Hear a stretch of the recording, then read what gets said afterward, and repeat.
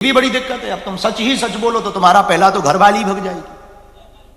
हाँ, घरवाली भग जाएगी, झंझट लपड़ा। कल हम जब भभूति बांट रहे थे तो एक आदमी हमारे पास आया, बोले गुरुजी घरवाली को बस में करने का उपाय बताओ। ये कल की बात है, अब वो आज आए हो पता नहीं है।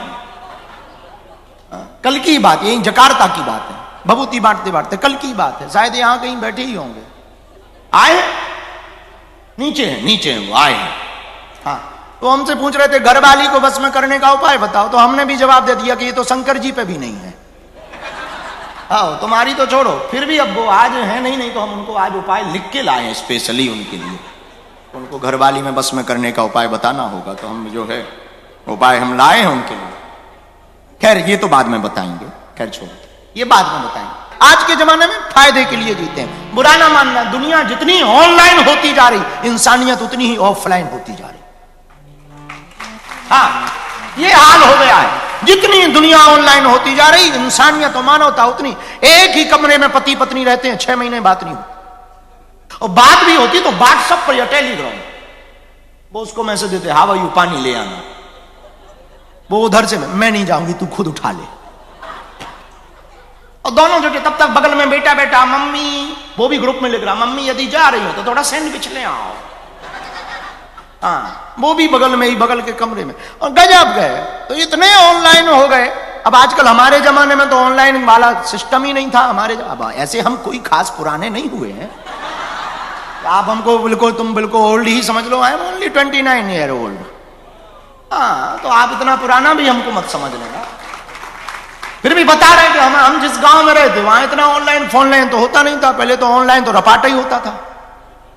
हमारे यहां पर तो कोई बात कहनी हो, नहीं मानो तो दे पटाख। और पिताजी तो बिना बात की, हमारा एक गांव में जब तक बाप अपने बेटे को बिना बात का मान ना ले, तब तक बाप को संतुष्टि नहीं होती थी कि हम बाप। उनको संतुष्टि तब होती थी कि हम बाप हैं, जब बिना बात के मारो दे पटाख। अब पूछो क्यों मारा, जबान लगाता है, दे पटाख। एक बिना बात के, तो दूसरा जबान लड़ाने का। तो आजकल जितने रिश्ते ऑनलाइन हो गए हैं, इंसानियत उतनी ही ऑफलाइन हो गई। बड़ा बुरा जमाना। तो धर्म सबका मर्यादित है। तो धर्म का पहला अर्थ सत्य है। और सत्य देखो, सबका अपना अपना धर्म।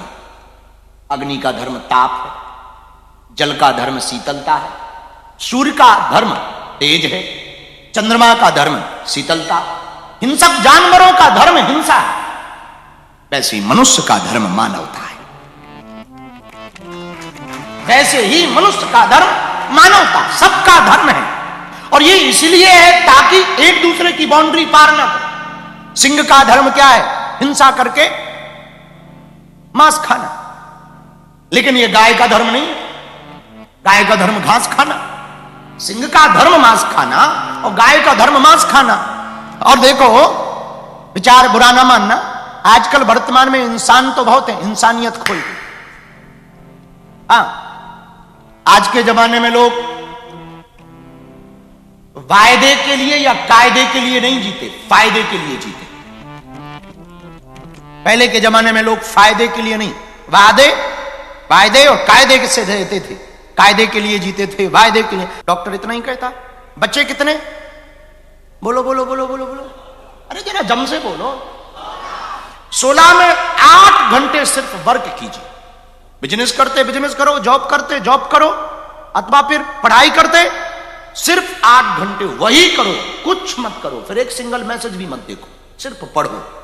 8 घंटे सो, 8 घंटे वर्क करो, काम करो। बचे कितने? उस 8 घंटे को जिम, फैमिली, फ्रेंड सर्कल, मंदिर आदि आदि में टाइम निकालो। आपके पास पर्याप्त समय होगा। ना परिवार छूटेगा, ना काम छूटेगा, ना राम छूटेगा। ना राम छूटेगा, ना काम छूटेगा। पर तुम व्यस्त नहीं हो, अस्त व्यस्त हो।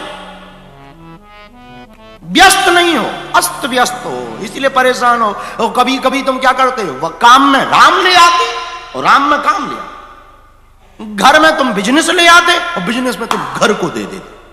गड़बड़ा जाता है, सब आपस में टकराता है, गड़बड़ा जाता है। घर वालों को बिजनेस का काम काम काम काम पसंद नहीं हो, काम को परिवार पसंद नहीं है। दोनों दोनों का समावेश करना है तो बैलेंस करो, जीवन को थोड़ा सिस्टमेटिक लाओ, बढ़िया रहेगा।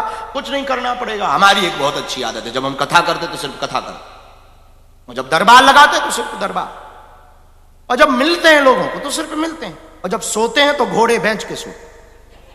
2 घंटे सोएंगे पर फुल डीप सोएंगे आनंद के साथ। जब नींद खुली तो बस जय श्री आराम। और जब भजन पूजन करेंगे सिर्फ। अभी बद्रीनाथ थे एक माह, 21 दिन की साधना करने पहाड़ पे चढ़ गए। कोई काम, कोई मीटिंग नहीं, कोई कुछ नहीं, कोई वहीं मिल गया तो राम राम कर लिया, बाकी तो साधना करने आए, मेडिटेशन करने, क्षमा करो। तो हम जो करें वो पूर्ण जिम्मेवारी के साथ करें तो हमें लगता है कि आप दुविधा में नहीं रहेंगे। और आदमी चिड़चिड़ाता कब है? जब दुविधा में होता। ऐसा हमारे साथ भी कई बार हुआ कि हवाई जहाज छूटने वाली होती है, चेले मिल जाते, अब वो एयरपोर्ट पे पांव पकड़ लेते, अरे महाराज महाराज, अरे अरे बाबा बाबा, अब वो पकड़ लेते, अब चरण छू लिया, भाई जाने दे, वहां पे बोर्डिंग स्टार्ट हुई, सेल्फी हो जाए। अरे भाई सेल्फी के चक्कर में वो गई, लेकिन अब कौन कहे तो चल भाई जल्दी ले जल्दी ले जल्दी सेल्फी। गुरुजी आशीर्वाद दे दो। अरे भाई आशीर्वाद है, खुश रहे, छोड़ जाने दे।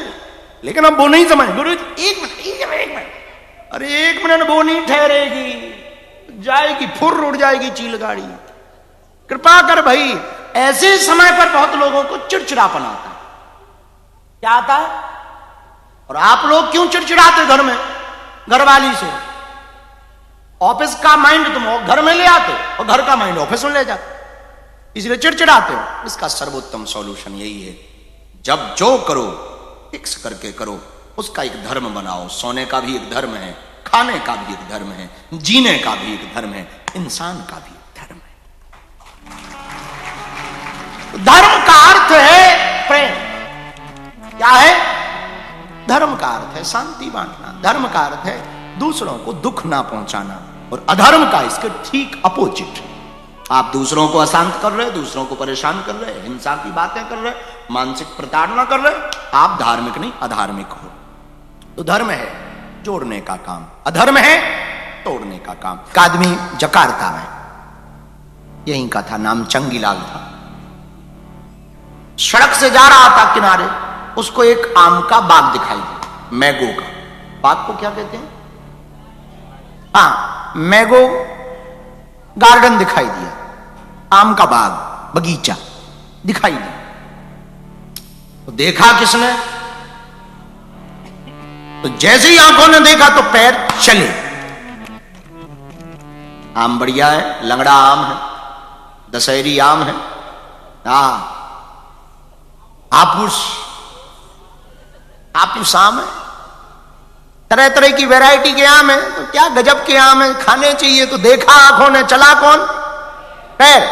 अब पैर जब पहुंच ही गए तो सोचा तोड़ ही लो। तो तोड़ा किसने? हाथों ने तोड़ा। पर जिसने देखा वो चल नहीं सकता, जो चल के गए वो तोड़ नहीं सकते, पर जिसने तोड़े वो खा नहीं सकता। तो खाया किसने? मुंह ने, लेकिन मुंह रख नहीं सकता, तो रखा किसने? लेकिन इतने में बगीचे का मालिक आया, उसने बिना वजह बिना पूछे तुमने तोड़ा क्यों? देश उठाए तो पीटा और डंडे पड़े पीठ को। इस पूरी स्टोरी में आप बताओ पीठ की क्या गलती? बताओ क्या गलती है पीठ की? क्या पीठ चली? पीठ ने तोड़ा? पीठ ने देखा? देखा आंखों ने, चले पैर, तोड़ा हाथों ने, खाया मुंह ने, रखा पेट ने, और पिटी। लेकिन जब सुटाई पिटाई ज्यादा हो गई तो पिटी जरूर पीठ पर, रोई आंखें।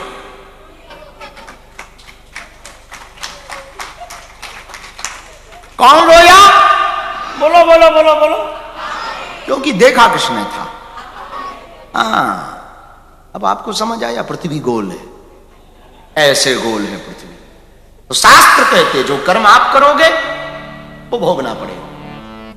रामायण में गोस्वामी जी ने ये लिखा, कर्म प्रधान विश्व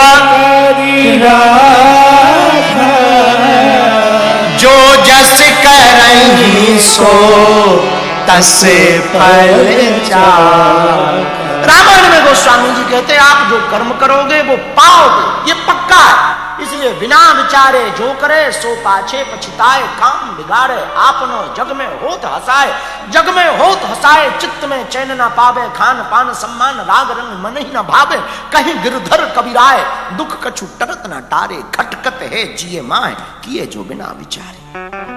बिना विचार करके नहीं करना चाहिए। धर्म के साथ चलोगे तो धर्म तुम्हारे साथ चलेगा। शास्त्र कहते धर्मो रक्षति रक्षिता, तुम धर्म की रक्षा करोगे धर्म तुम्हारी रक्षा करोगे। भगवान रक्षा करता, भगवान रक्षा नहीं करता तो किसी की मदद भेजता। भगवान के घर देर है, देर नहीं। द्रौपदी धर्म की मर्यादा पर जी तो भरी सभा में जब महाभारत काल में पांचों पांडवों और कौरवों के सामने दुर्योधन ने दुशासन को कहा कि साड़ी खींच लो, साड़ी खींचने के लिए दुशासन आया जिसके पास 10,000 हाथियों बराबर बल था, जिसकी भुजाओं में वो साड़ी खींचने के लिए आया तो द्रौपदी ने अपने पतियों की तरफ देखा कि मैं तुम्हारी अर्धांगिनी हूं, बचाओ मुझे। पतियों ने सिर नीचा कर लिया। पांडवों ने कि हम तो हार चुके, जुए में हार गए तो कौन बचाएगा। सामने बैठे हुए मंच पर भीष्म पितामह जैसे ज्ञानियों को देखा। गंगा पुत्र भीष्म, आप तो न्याय के देवता हो, भीष्म पितामह हो, आप तो बचाओ। भीष्म पितामह ने सिर नीचे कर लिया। बेटी ये तो खेल था और खेल में तू हारी, कौन लाज बचाए। सोचते सोचते द्रौपदी ने विचार किया कि अब कोई नहीं बचाता, मैं खुद बचूंगी। साड़ी का पल्लू लिया और ऐसे अपने दांतों में दबा दिया, मैं देखती हूं कौन मेरा पल्लू खींचता। लेकिन बलशाली दुशासन एक झटका मारा, दांत में टंकार लगी और पल्लू छूट गए। अबला की तरह अकेली द्रौपदी भरी सभा में आज सोच रही, यदि मैं निर्वस्त्र हो जाऊंगी तो मैं मुंह न दिखा पाऊंगी, इससे बेहतर तो मर जाना ठीक होगा। पर मरने के पहले मैं जरा गोविंद को बुला लूं, शायद वो ही मेरी लाज बचाए।